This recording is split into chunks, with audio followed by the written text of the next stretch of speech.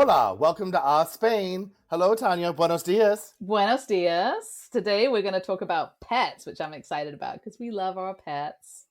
We do love our pets. And do you have an Spain that's maybe pet related? I actually do. So if anyone's been listening, they probably know we have a German Shepherd, among other pets, mascotas in Spanish, Right. by the way.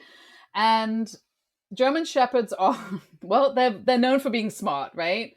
But funnily enough, so she is very intelligent, sometimes too intelligent.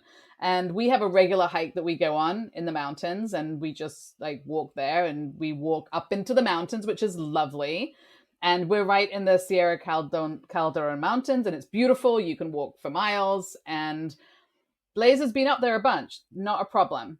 Mm-hmm. More recently, the the pigs have been coming down closer to the like Are these houses. pigs or wild boars? They're wild boars. I'm sure we could turn them into hamon if we wanted to. If I catch them, that's what's happening to them, let me tell you.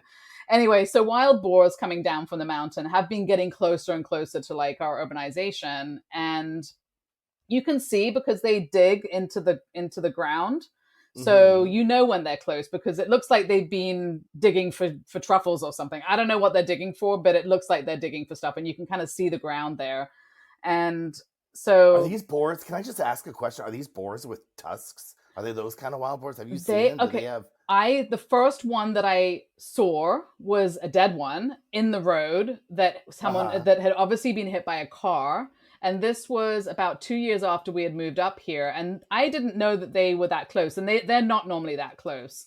Mm-hmm. It was enormous. It was the size of a small car. I mean, absolutely enormous. They needed to get one of those, a crane. They had to bring a crane to pick it up and put it on a flatbed to get it off the road. That's how big they are. And not something I would want to come across, to be honest, at all. Right.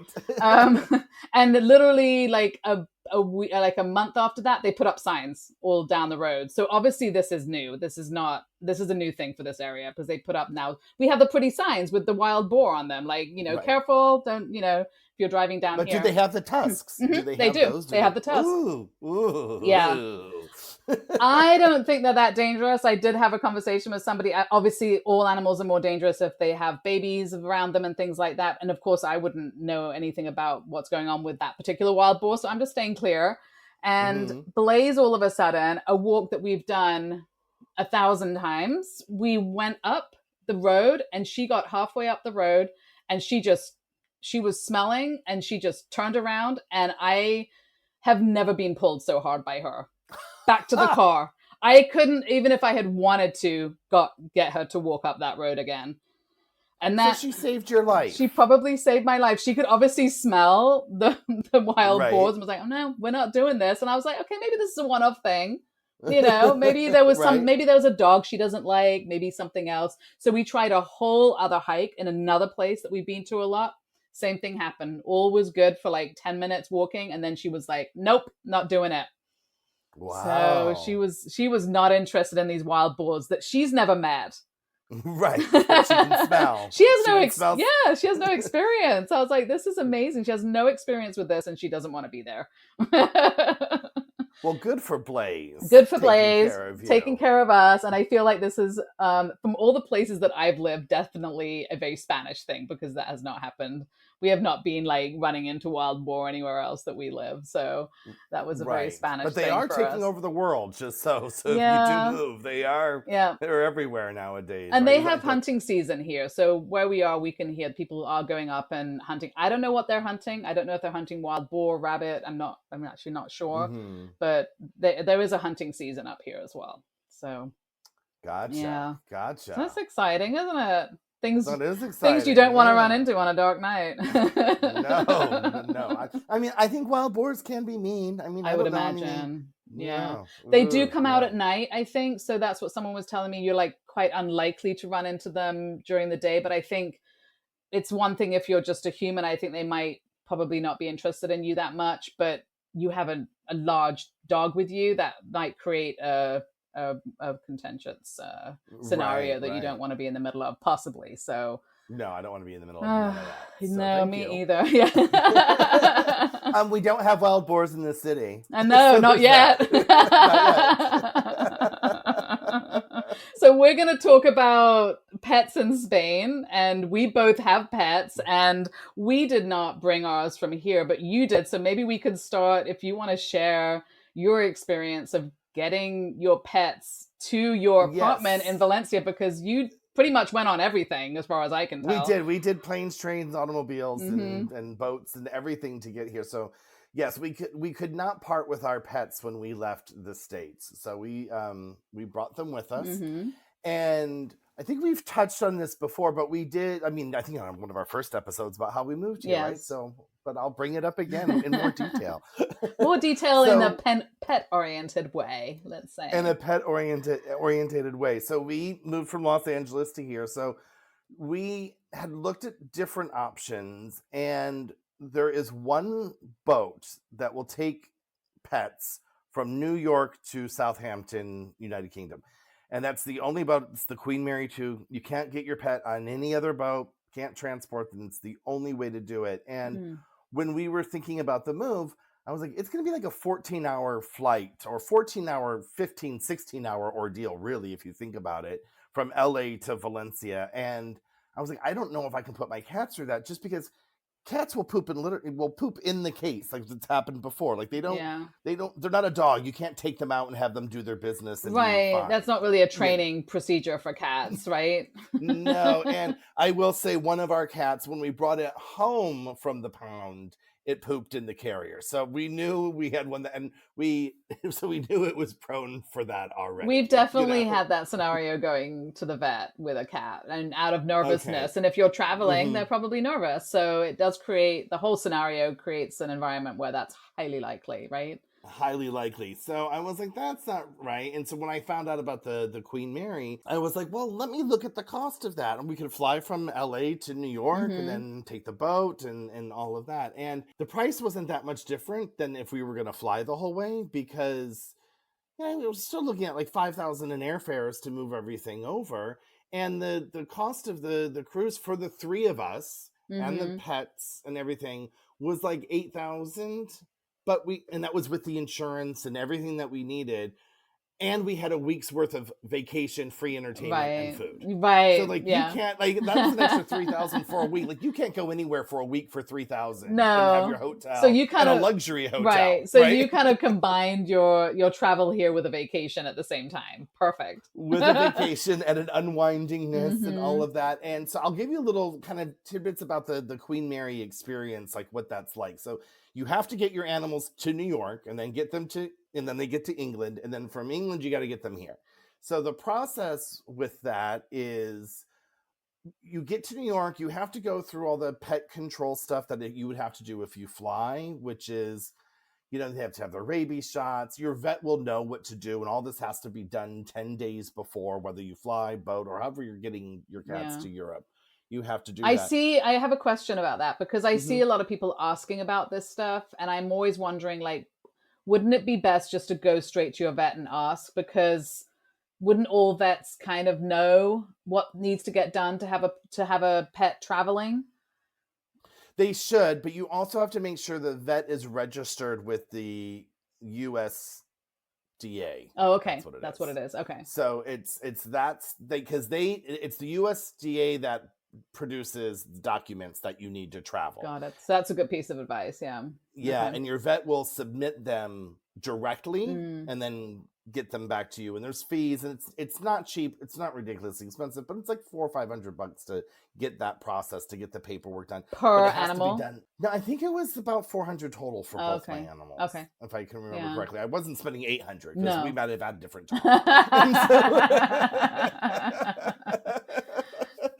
Then you're flying. I'm not that cruel, people, but come on. But you have 10 days to get this paperwork it can't be older than 10 days. And so but you really want to talk to your vet like 3 months before, because they have to make sure they're the shots and they have to be in their system for so long for certificates to work. And you have a 10-day countdown, and it is a little stressful whether you're boat or planing it or whatever, because you get it done and you have weekends in the way, and you have to pay for FedEx and all this stuff. And I will say our documents were supposed to be in our hands, and my friend called me as we were at LAX and said, guess what? Your papers just arrived. So she then had to FedEx them that afternoon to make it to New York by the next day. So we had them. Oh, yeah, wow. it was like, you've got to be kidding me. And she did FedEx them, and they arrived the next day in New York. Oh my gosh. And then the day after, because we spent 2 nights in New York. So okay. Otherwise you would have been the fancy people with a helicopter flying onto the Queen Mary in the middle of the Atlantic. What's going on? The reverse medical emergency. And now the price of traveling with your pets just went up by $100,000. Right. But so your vet will know what to do. They'll have that all taken care of. But what was interesting about on the Queen Mary is when you board the ship, that's their arrival date into the UK. Oh, I see. So the 10 days before doesn't mean the day you land in the UK. It's the day you board the ship. I see. Heads up, because they're at the sea for so long. Right. Okay. So no helicopters are possible because you've already technically entered and the I've UK. heard horror stories of people not having the right paperwork, and I guess there's vets near the near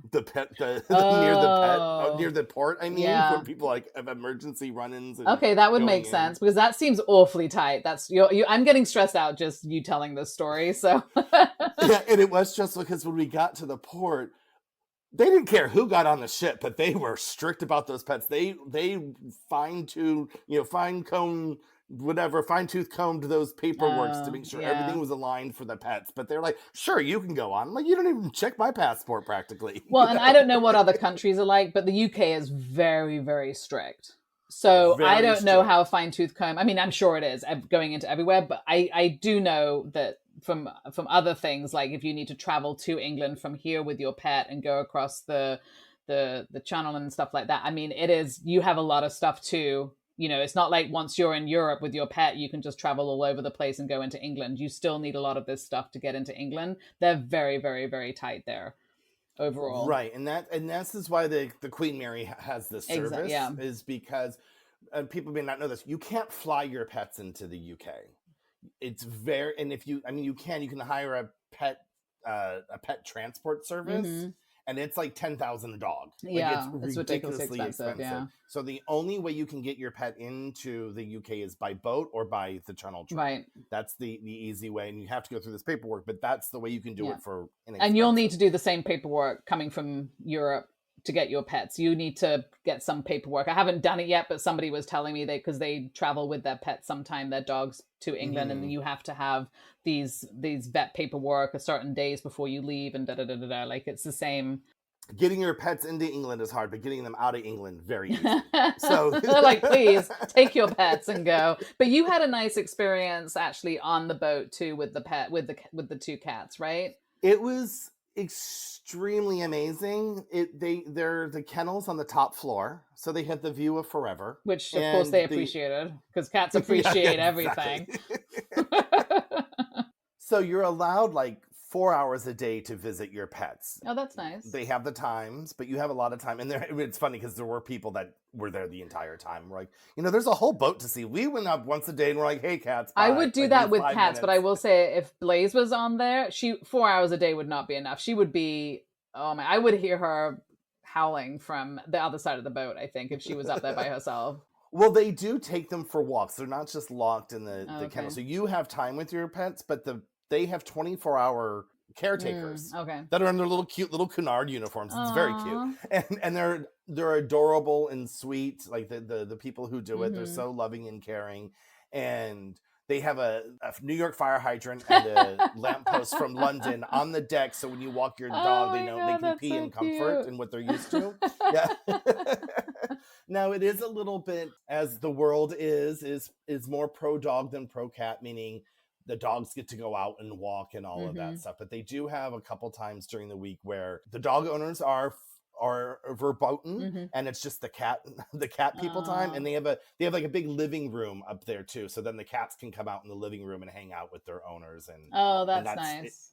And you get pictures, and they have the ship's photographer. They have Ace, the ship's photographer, Oh my come gosh. upstairs and take photos that you can Wow. purchase, and the captain comes up, and you can get pictures with the captain, with your pet, and with you. And so Did you do that? And they get a little certificate. Oh yeah, we did that. Yeah, and we had the pictures printed, and we got an ornament made for the tree. Oh my God. It says Cunard, and our picture with this the is definitely not how most people are bringing their pets over to Europe. I have to say, this sounds nothing like any of the other stories that I've heard. No.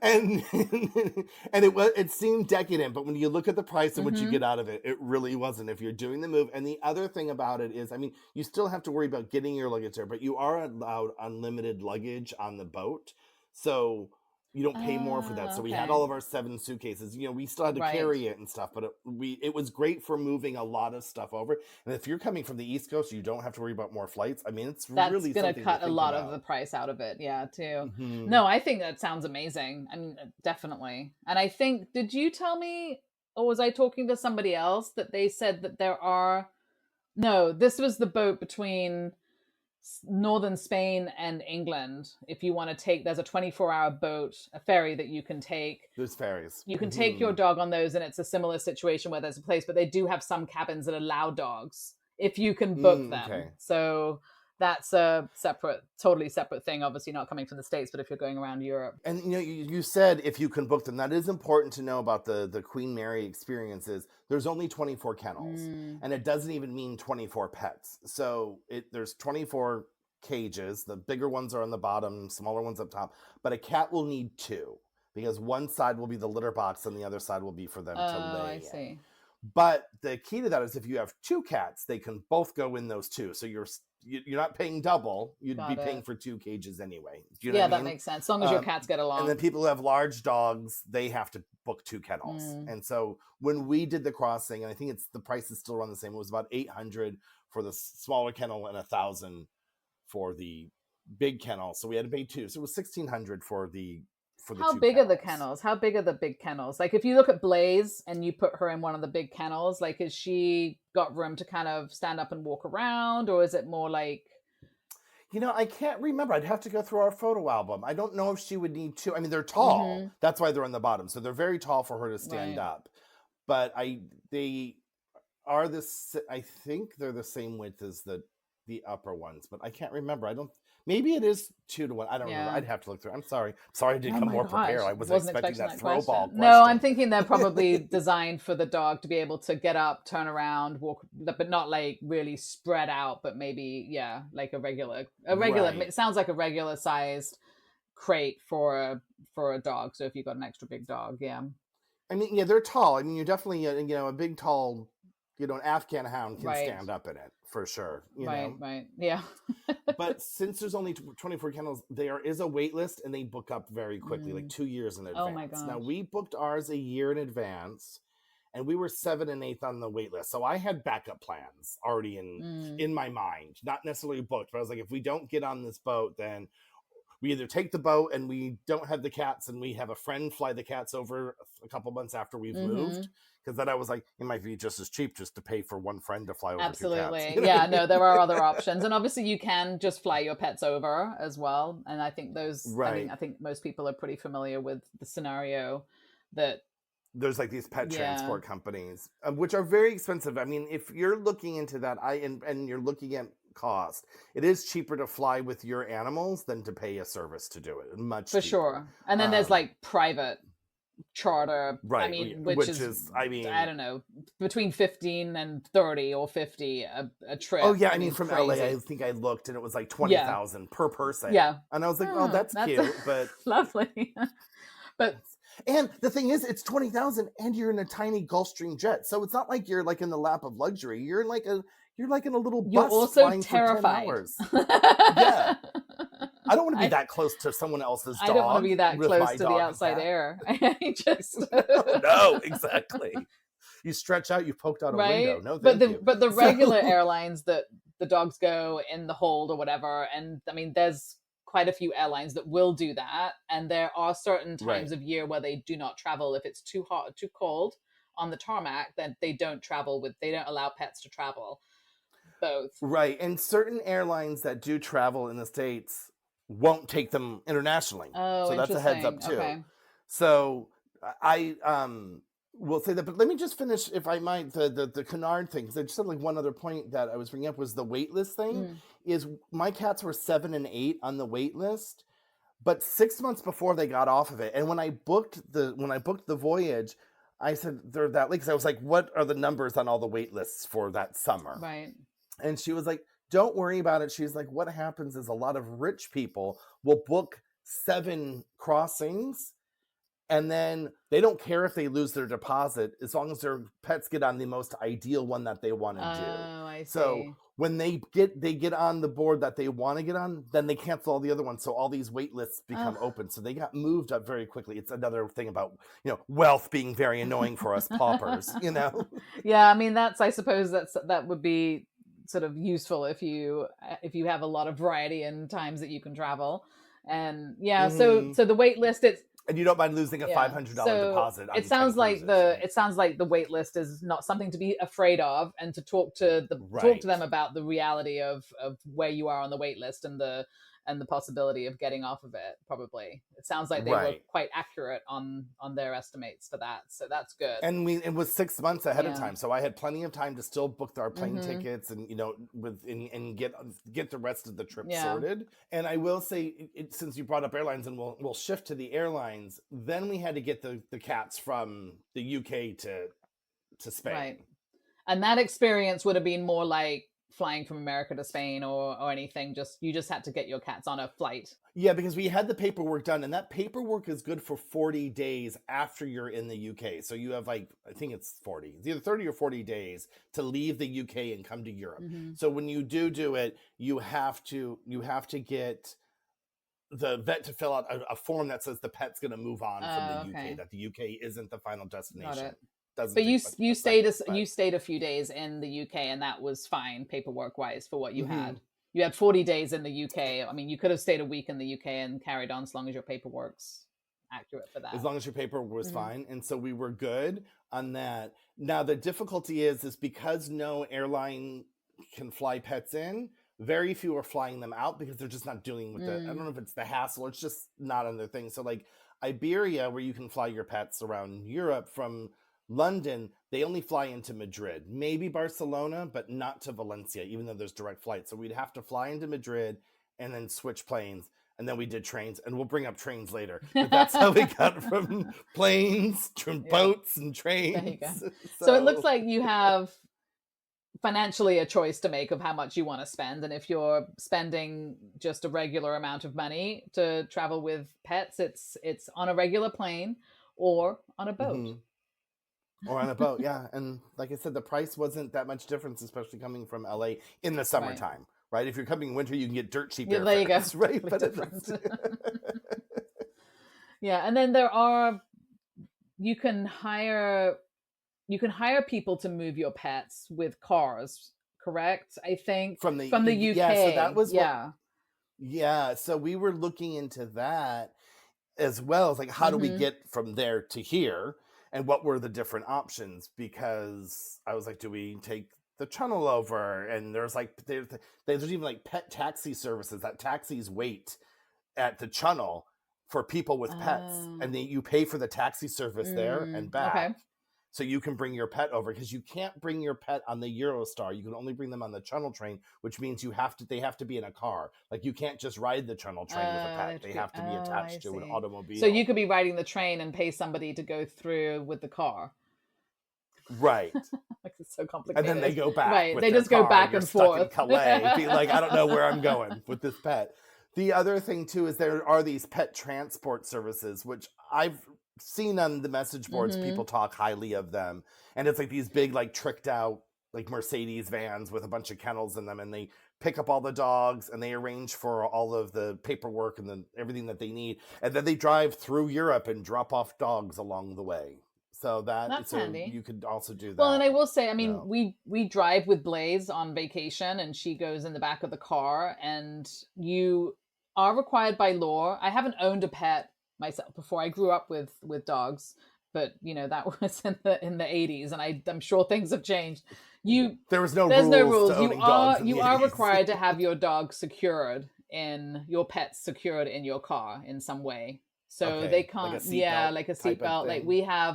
we have like so either an enclosed area in the back, which is what Blaze has, because our trunk is a hatchback, and that whole trunk area is Oh, hers. I've seen those cages that people like. There's like Yeah, a tension yeah, cage screen exactly. kind You of can do thing. that, or if she wants to go in the back seat when she was smaller, we had you can have like a seatbelt for them that like attaches to their collar. So what I would do with her, I don't think you really want it attached to a collar, so she would then have a Mm-hmm.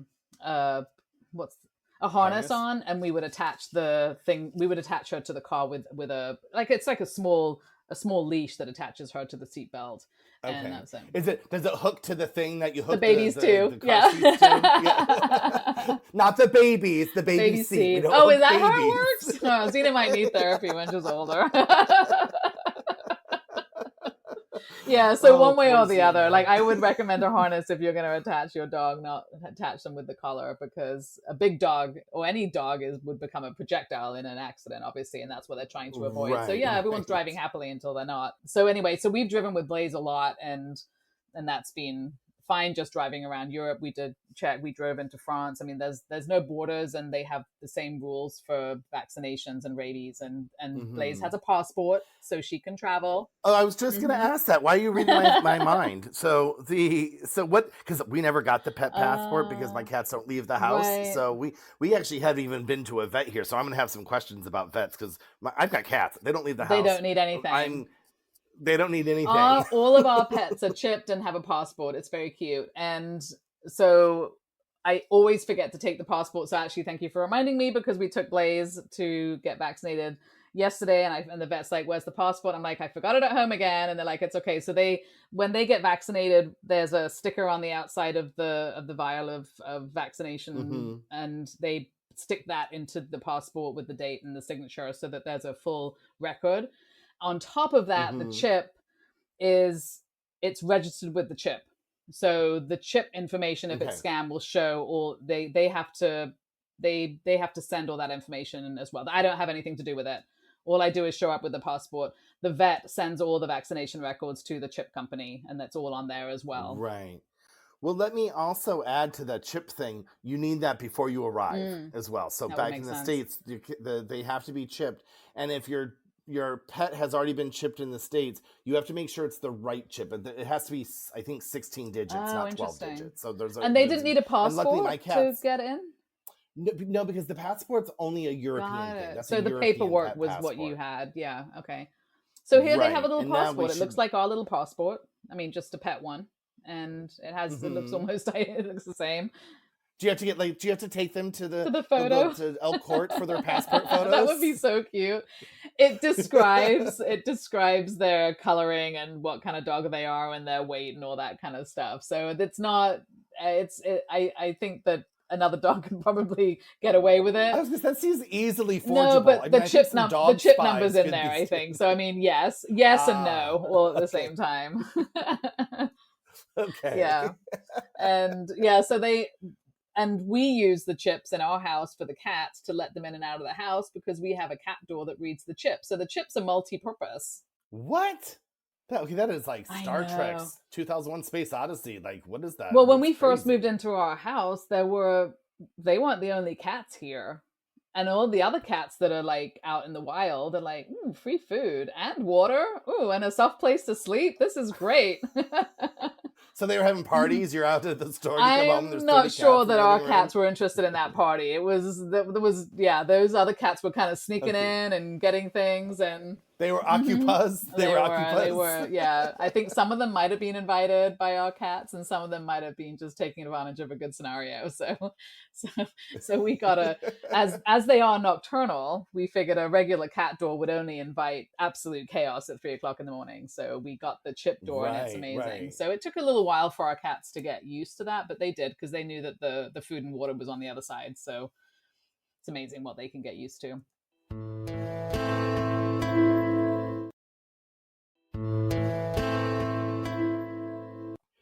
So I've talked about I had pets, but you got your pets Oh, here. Right? all You of came them. petless, and Oh then boy, did that change.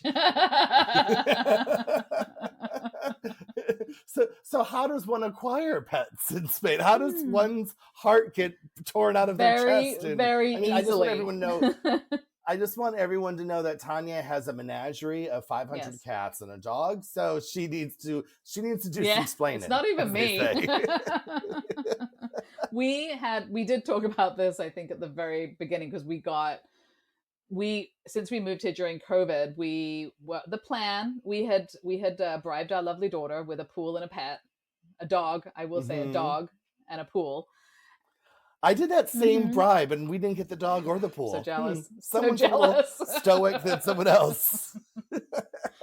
And so when we'd been here like a year, we realized we were quite far away from actually getting a house, because we needed to sort of spend some time looking around a little bit. And we had a friend, I should say, in quotes now, because it started had a friend. No, she's a very good friend, but she was getting a kitten, and then that kitten that she was getting had a friend who was a very cute little black kitten, and she was like, maybe you should have a cat while you wait to get a dog. These are not the kinds of friends that you need, obviously. Those are not good friends, no. It was very well me. She was like, Xena needs a pet. And when she was right, Xena did need a pet. And so, of course, this black cat, she was like, just take this cat for a couple of weeks. And if you don't like it, then this lady will take her back and find another thing. That's how they get you. Oh, just take this for a couple weeks. You'll give it like back. That's ever going to happen. So we ended up with Luna, who's a very cute black cat, but not very interested in other people and other cats or dogs or anything. So we have her. And so we had her when we were in the apartment. And then we were walking through the orange fields, having a nice walk near where we lived, and found a kitten that had been dumped and was in quite poorly shape. So we picked her up and took her home. Aww. And I was very, very adamant to everybody in the house that we were just going to bring her back to wellness. You were just going to bring her back to health? And then try and find a home for her. But unfortunately, she had such a bad scenario with one of her eyes that she only has one eye. And then we were like, well, no one's going to take this cute little thing. So we kept her. And so now you're up to now we're up to 2 cats. And then now how do we get to 500? Oh my gosh. I just want to say, the reason I'm telling this story is so that people understand how easy it is to end up with cats here in Spain. They are everywhere. They are well taken care of in colonies in different places, and people from the local village or community will feed and water them and try to get them fixed and all these things and take care of them. But then what can happen is a cat that hasn't been fixed will come and give birth to all its kittens in your garden. And so we have some friends that live down the street, and when we bought our house, there were 2 kittens living in the garden, because no one had been living in our garden. So when we got the house, so then of course Jawad, without me knowing, starts feeding them, because they're so cute and they're literally like 4 months old. And so he's like, oh, you want some food? Here's some food. Once you start feeding cats, they're yours. That is, everybody knows this rule, apparently, except for my husband. So now we have 4 cats. And then we have some friends down the street who were like, oh, we will never have cats. We're dog people. That's never going to happen. They got a cat that had kittens in their garden. And their goal was also to adopt out all the cats. And they only managed to adopt out 2 of them. So they ended up with the other 2.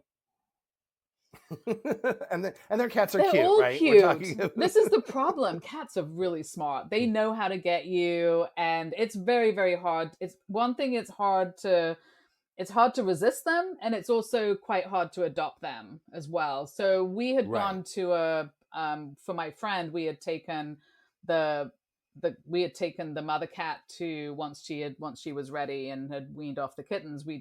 They wanted to take her to get her fixed so it didn't happen again.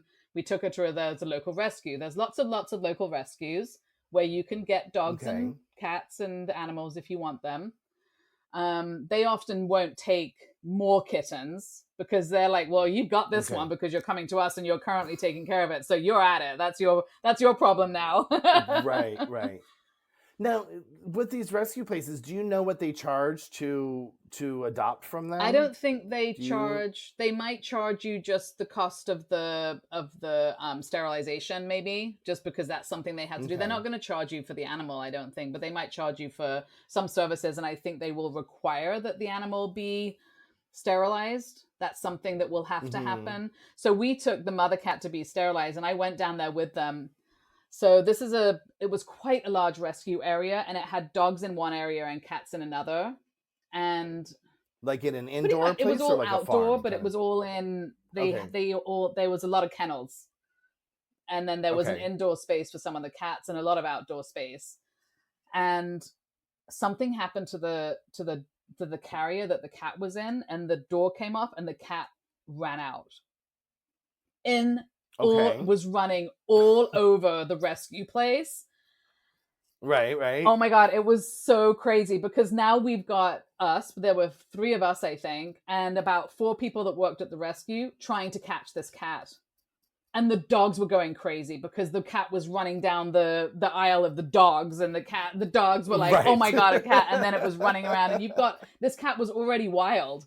It was a miracle it had been caught in the first place, and we're running around this rescue trying to catch this like cat, and oh Right. my god, I Right. don't Sounds like a Three it Stooges was, episode. it was, it was very, and we felt so bad because we just came because we wanted to help this cat, and now we had completely caused chaos. And they were so nice. They're like, "Don't worry, it's fine." And we were just like mortified, absolutely mortified. Anyway, Oh, that's so funny. there's rescues. You can always go to a rescue and get a dog or a cat from those places, and that rescue helped our friend to actually post posters and put information up on their website and through their Facebook page and everything to try and help her adopt the other kittens. So you can get help like that Mm-hmm. from rescues, even if they won't take the cats. Right. And then, Right. like we did, everybody knows somebody that has a kitten that's ready to be adopted. I mean, you've seen them, right? I mean, they must have come by you 1,000 times. I am on many a WhatsApp Mm-hmm. group. All of my WhatsApp groups, I think all of them at Right. one point have tried to Yeah. offer up And they're kittens. Yeah, adorable. and then with the Oh, photos and and how everything just to cute get they you. I'm like, we've are, got two. and how Yeah, adorable, and they yeah. are. And I'm not even a cat person. I'm a Mm. dog person. Really. Now I'm a cat person. Yes, you are. I mean, I think you can Yeah, add so that to your just resume. I a, hate to tell you. word of advice. It's very, very, very easy to get cats here. So be careful. Right, right. And they do have, like everywhere else, they have Hmm. breeders for, if you want a purebred dog and Yeah. purebred cats. I mean, that exists. I will say, because I've always wanted, and there's a certain time, like I do still fantasize that a dog will happen, but now I Yeah. keep telling the kids it's when they leave, because I'm not taking care of 40 beings. I got to get a Right. couple out of the house before I bring a new being that I have to So walk what and kind take of care dog of would and you love. get? Oh, I'm torn, but I really do like Cocker Spaniel-y They type are things and adorable. King Oh Charles my god, Spaniels. yes. So Yeah. cute. I like I like furry floppy Tibetan Yeah, terriers, yeah, those yeah, kinds yeah. of that furry floppy loving. And there's not a lot. There's a few Cocker Spaniels in this neighborhood Mm. that, I have said, Plumber, just grab the dog. They They can't won't run after know. you. No one's going to arrest a child. Just go grab it. Go. Because getting it's the problem, not taking care of it. Well, I'm like, it's already behaved. Look That's how good it true. is on the leash. It is Get that already trained. one. Oh my gosh. I would never do that. People, don't turn me into the authorities. No. But No, like you said, there's lots of ways to acquire pets in Spain, like everywhere else, but there are a lot of opportunities to adopt stray or kittens that have been well taken right, care of since birth, just maybe in someone's garden or some random situation. And right, we got right. Blaze from like I guess a pet store. In reality, I know these are sort of, I didn't know they existed here. We were in the process of Okay. looking for a German Shepherd and came across her accidentally in a pet store, and I was like, "Oh my god, this is horrible. What's she doing here?" And I was like kind of mortified, and so we ended up getting her because that was how. I'm noticing a pattern Ugh. here of a weak If bleeding trust heart. But me, yes. it is a miracle I didn't leave with all the dogs in that. Oh my All god. the animals, 3 hamsters, a And parrot, and 500 2 dogs. I mean, they cockatiels. had the cute little, whatever those are, the little white fluffy ones as puppies. I mean, they look like cotton wool balls, and they're Mhm. just adorable. And I think we had gone into a shop to look for food for pets, and turned out they had a whole pet store situation with puppies. Okay. And now I think that's now illegal. I think so too. I mean, I've never seen a pet store I in the haven't. city, but I think they have been illegal for like a year or something. That I Yeah. mean, breeders are still around, but I think you can't market little doggies No, in the I mean the window last anymore.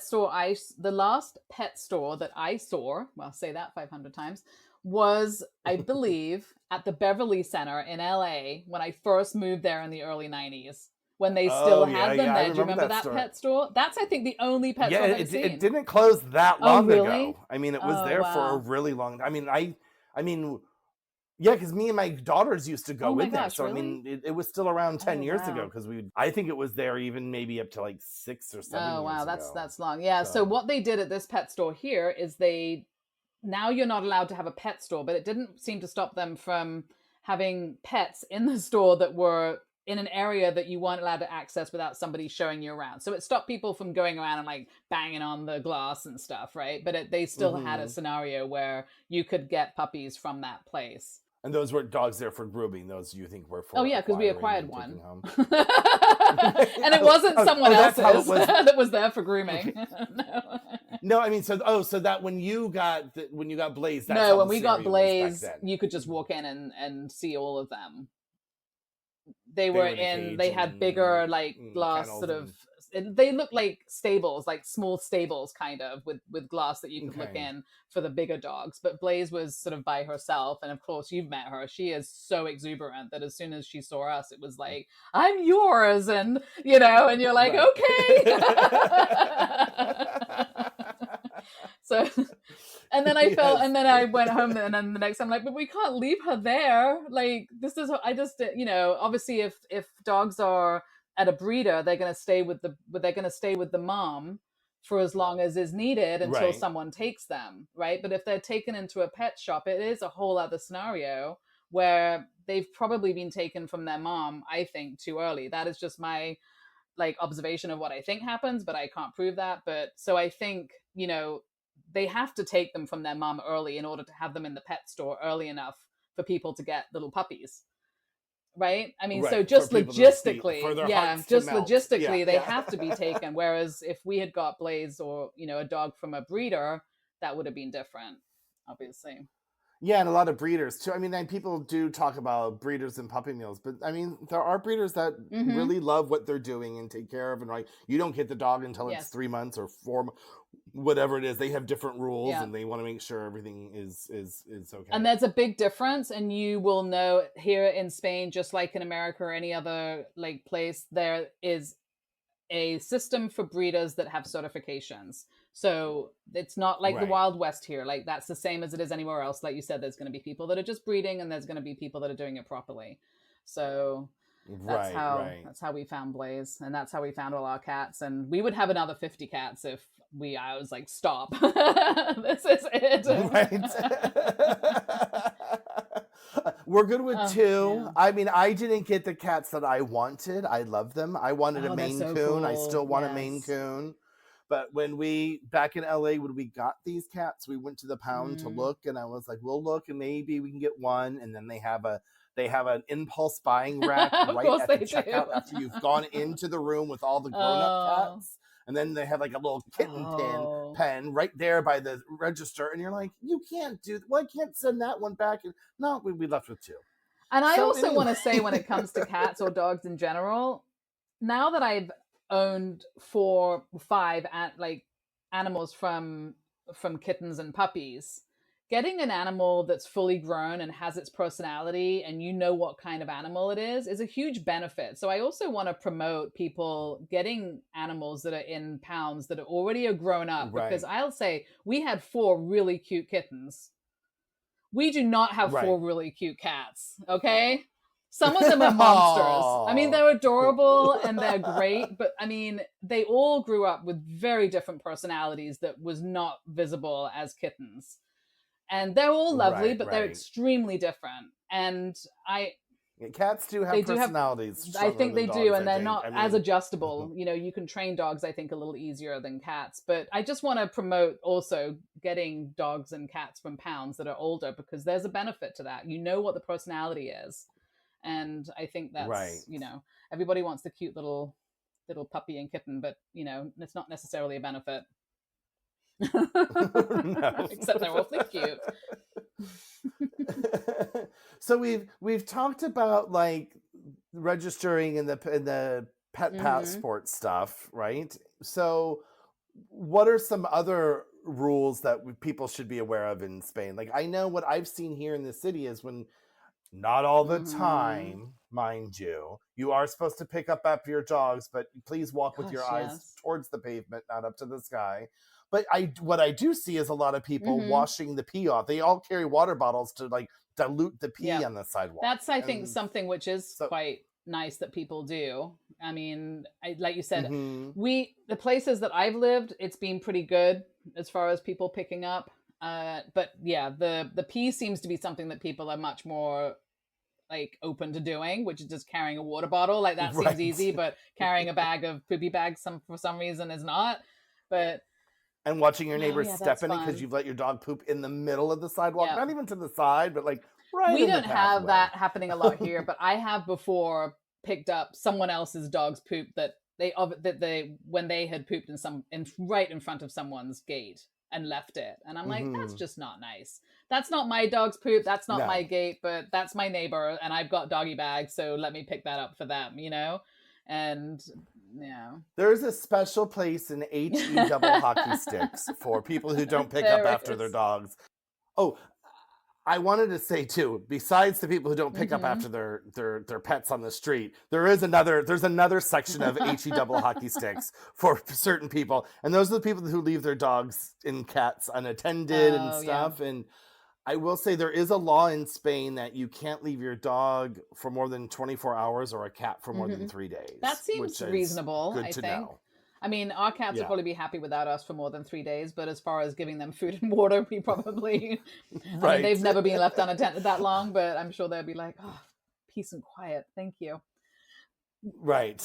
I mean, I think a cat's one thing, right? Like if they've got enough food and clean litter boxes around the house, you can probably leave them for a while, because a cat won't eat a whole bowl of food in one sitting. Whereas a dog, you can't leave food out for a dog because they'll depends on the dog. We can leave it. Blaze is she doesn't eat. She only eats if she wants to eat. Yeah. Really? She doesn't I put a bowl down out for her this morning, and she has looked at it and then walked away, and then 2 of the cats went in on it. Because they're like, so Blaze. It's usually the opposite. The dog eating the cat food. But she would eat all the cat food if she was left the cat food. It's what you can't have, basically. But speaking of sort of laws, you are supposed to have your dogs on leashes. I mean, unleashed. Everyone's dog is amazing, and they can be not leashed. I mean, that's just not true. So just keep your dog on a leash, because we have also, there's people that don't want to have a dog running up to them. So it's not necessarily your dog is dangerous. It may be that your dog is friendly, and other people are not dog friendly. And people have relative fear. I mean, have fears of dogs. I mean, there are people with the real fear of dogs. I will have to say, we were at a cafe the other day, and I never even told you this in private, so I'm going to tell it to you in public on the podcast for a first time story. We were at a cafe in the other side of town, and we just looked, and there was a child walking his cat on a leash down the sidewalk. It was the cutest thing, and we were all like, how did he get that cat? We used to do that with Luna. Oh, totally. And she would do it. She loved it because at the time we were in an apartment, and she's quite an outdoor cat. And she loves being in the car. She's like a dog. She loves being in the car. She likes going for walks on her little leash. Yeah. I just feel like such an idiot doing it. But I was like, I've always wanted a cat that would go on a leash, but you can't even put a collar on my cat. No, she doesn't like collars. She'll pop them off. But that is she used to love it. Now, of course, she's outdoors and she doesn't have to care about that. But yeah. And also I'm going to say, I haven't owned pets myself before, but I have known a lot of people with pets. I've been with other people's pets in the States and England, and I have never come across more people absolutely terrified of pets than I have in Spain. It's one or the other. Yeah, tons, Really? like more, like just way more. Like I understand with Blaze, she's a big dog, so I can sort of get it. People will literally cross the street and walk on the other side, and then other people are just like all over her. So I will say I've come across that more here. So do be careful. Like not everyone's going to Okay. love your animal, and that's fair enough, and that's their Right. prerogatives. And the other thing is Spain does have, I think like America has these too, but there is a thing called PPP dogs, which is perros potencialmente peligrosos, which is potentially dangerous dog. They have a list of dogs that are, you are required to have a criminal background check, and you are required to have insurance above, I think, 150,000. You are required for them to be microchipped, and you have to register them with the local city, and they are technically required to be muzzled in public and on an especially short leash of 2 meters or shorter. And you can only have one person walking one PPP dog. So if you have Right, so you can have control. So these are like your big muscle. I will list the dogs. I haven't heard of them all, but I'm going to list them in case people own one, and then you know this dog. Okay. So an Akita Inu, we have a neighbor that has one of those. They're super cute, but Blaze does not like this dog at all. But they have a special relationship. They are super cute. Okay. American Staffordshire Terrier, Staffordshire Bull Terrier, Pit Bull, Rottweiler, Doggo Argentino, Fila Brasileiro, Toso Inu, Bull Mastiff, Doberman, Neapolitan Mastiff, Presa Canario, Mallorcan Presa, and this is French, Dogue de Bordeaux, like a basic, I don't know, a Bordeaux dog. Anyway, those are the dogs that are on the list, and it varies in different parts of Spain, and it will vary in different parts of Europe. So if you probably know if you have a dog that is likely to be one of these types of dogs, because it's probably one of these types of dogs where you live as well. So I would say that's probably the case. Right. So I have a question because, like I said before, we have indoor cats and we don't have pet. I haven't done all the stuff we're supposed to do because they've never left the house. Like we haven't gotten the pet passport. Don't turn me in because we haven't gone to a vet yet. Like there's no reason to have gone. So what has been your veterinary experience? I mean, I see vets on every corner in the city, but we have yet to go. Yeah, that's very nifty actually. So the pharmacies have the green crosses, the lit up green crosses on the side of the building, and all the veterinarians, not all of them, but they can have a blue cross. So if you're emergency looking for a vet, they have a blue cross that's lit up, which is quite nifty. Yeah. Yes, and I've seen that. Yeah. I mean, we've had really, really nice experiences. I will say they have, same as what we experienced in the States, they have your regular vet, and there's a 24-hour emergency vet. We can get an insurance. So an insurance for Blaze for one pet is 180 euros a year. And that covers her free vet visits, like the whole year. So the required vaccines are also free. And then it would be, I think, 20% off any kind of procedure or something. And how much do you pay a year? 180 euros. Oh, that's not bad at all. Yeah. I mean, one vet visit in the States, 200. Well, I mean, this was how it was sold to us, like one vet visit with a vaccine and then something else, and you're up there already. I mean, a vaccine is usually, I think, around 25 euros. A vet visit might be 25 euros. So then they looked in her ear and gave her some other stuff, and you're kind of up, you're going to be up there at 60, 70 euros. And that's just once, Right. And dogs go to you have outdoor cats, so they can tend to go to the vets a lot too, but dogs tend to go to the vet a lot more than cats. That's a whole other conversation of our pets, cats coming in covered in blood after a fight, and right. Blood and briars stuck in their fur. Yeah, but the vets have been really great. The one that we go to, they have a WhatsApp, so I can communicate through WhatsApp. I can get an appointment through WhatsApp and do everything and say, this is what happened. Can they come in? They always take them the next morning, like super early if needed. And it's been a very good experience. And if you have dogs, especially certain dogs, I mean, they eat everything. When Blaze was a puppy, I mean, good Lord. I mean, she ate Jawad's. Jawad had for his kitchen garden, he had all the little seeds. He had them all in little pots, and they all had nice labels on because we had a label maker. So he'd gone to town with these little labels of what everything was. And it was all on this table waiting to grow so that it could sprout and then get put in the garden. Blaze upturned that table and just ate everything she could find and was pooping. Of course she did. She was pooping Of out course she labels did. for a week. So it's like, hey, we got cucumbers in the poop today. Like, it's nice when the poop comes out labeled. Anyway, I mean, so sometimes you need a vet. If you have pets, you need a vet, and we've had a very good experience here. Right. And I've noticed too here. I mean, my cats. I'm very frugal when it comes to pet ownership, and my cats do not get fancy cat food. I kind of don't believe in that. I think the kibble's just fine. So it did take us a while. We did go to the fancy pet supply stores for food. Like the first couple weeks, I will say, when they got off the boat, what I didn't mention, I was going to say, I got some pet food from you when you first got here. Yes. How did that happen that I ended up with your cat food? Because the cats first for a week were fed sushi and roasted chicken and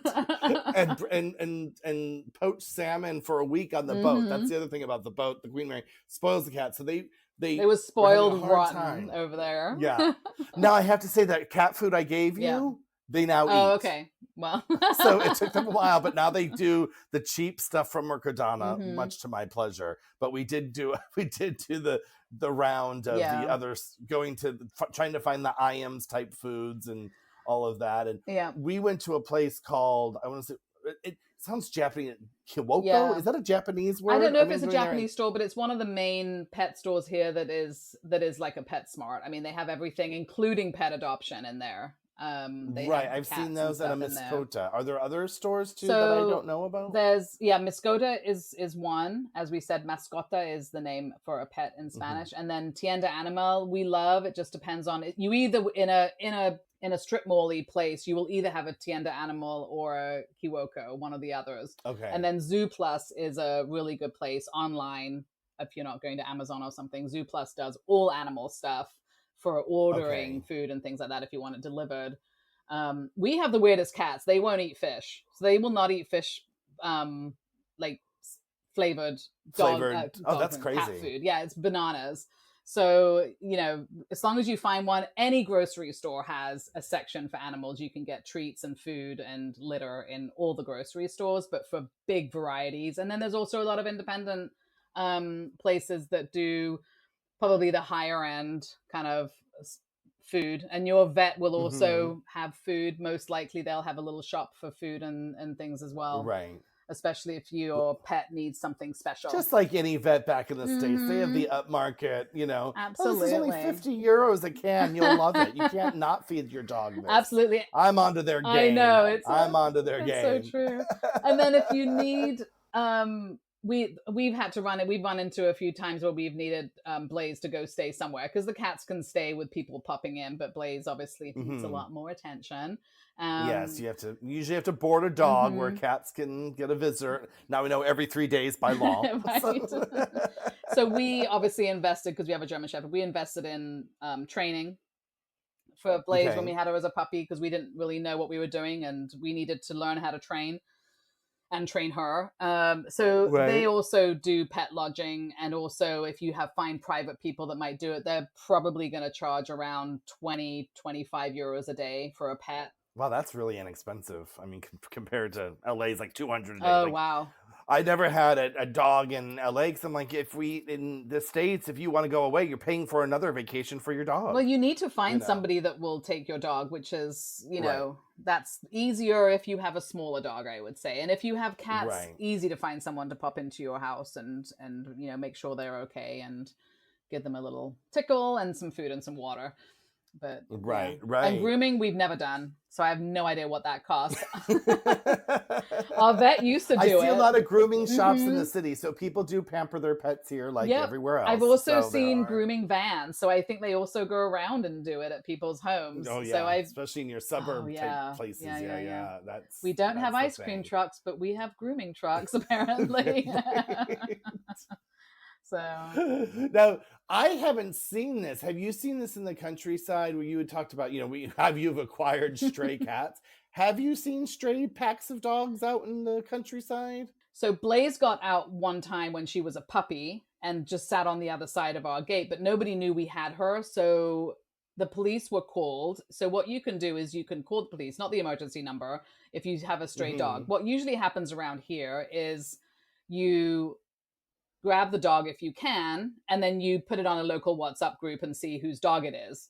If you can't figure that out, or the dog looks dangerous or something, you call the police in, and they have every sort of municipality will have some kind of system for getting the dog to one of these lodging places. They probably have an agreement with them. So there's not a lot of stray dogs, but there are sometimes quite a lot of dogs that have escaped from homes.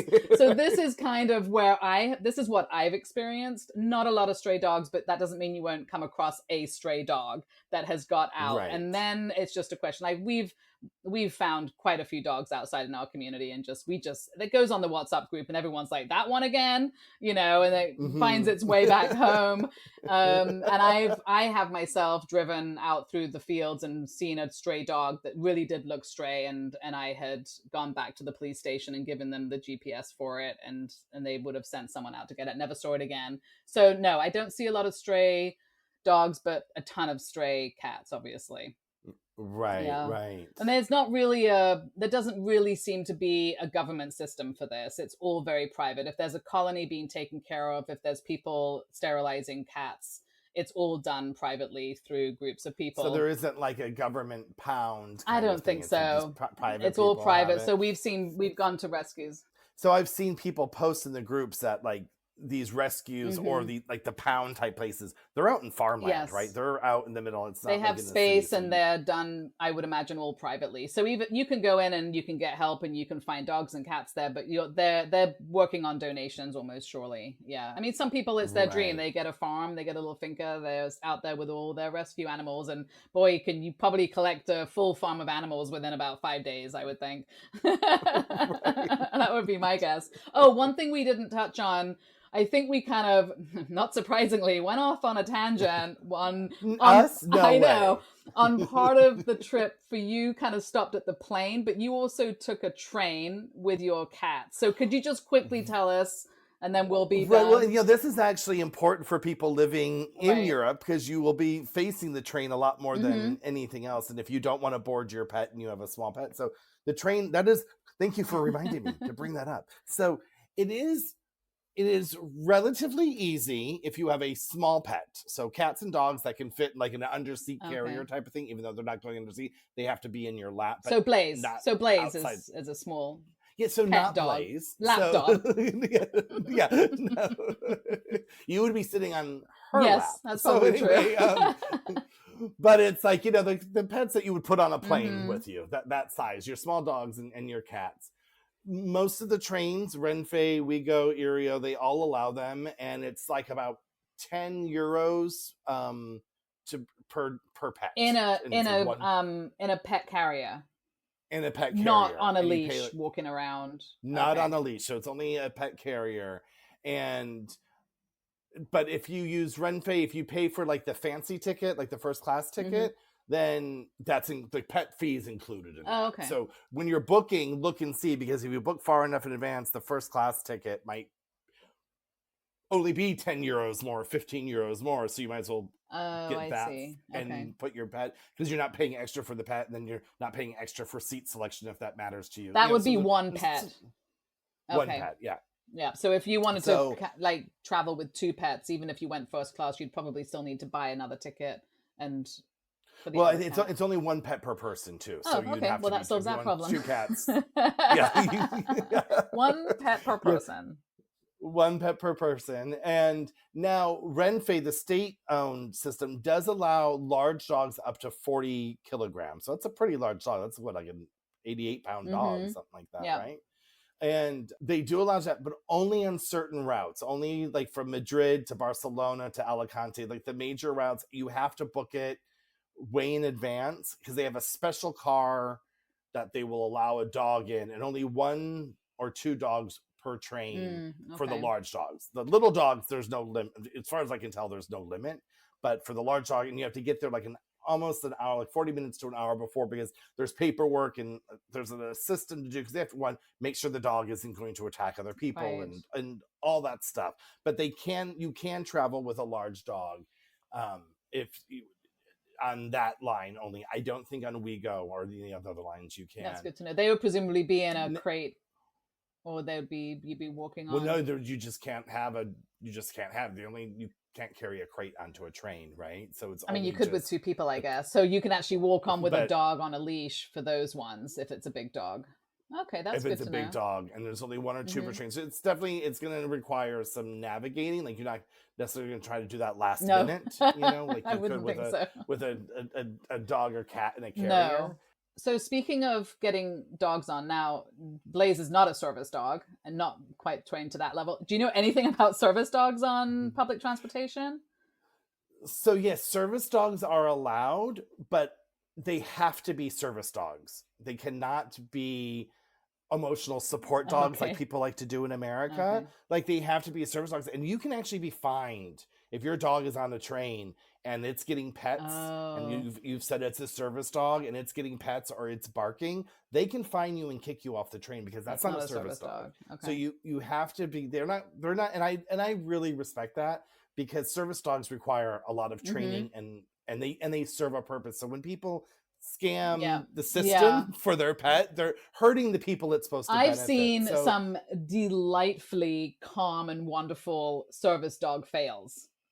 You know what I mean? So it's like not all dogs that even go into the service dog training make it through, and some of those dogs come, and those dogs are delightful. So yeah, you're absolutely right. I mean, when a service dog makes it through all that training and is actually a service dog, that's very special.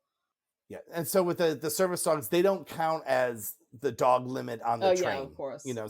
So I think they can. I don't know about go anywhere, but there's a lenient. They don't follow. Yeah, the same I'm sure rules. They can go anywhere. Yeah, perfect. I think that pretty much covers my knowledge of dogs. I may have 1,000 more stories, but things that other people need to hear about. We might have even. I think we've covered the basics of owning, bringing, acquiring pets, and taking care of them in Spain. I think so. Well, until the next time. Next time. Adios. Hey, can't get enough of us? Follow us on Instagram and Facebook at Spain Podcast. And on our website, ourspain.com, which we will be updating with exciting new things as we grow. We would love for you to message us with any topics you would like to hear about. See you next time. Bye.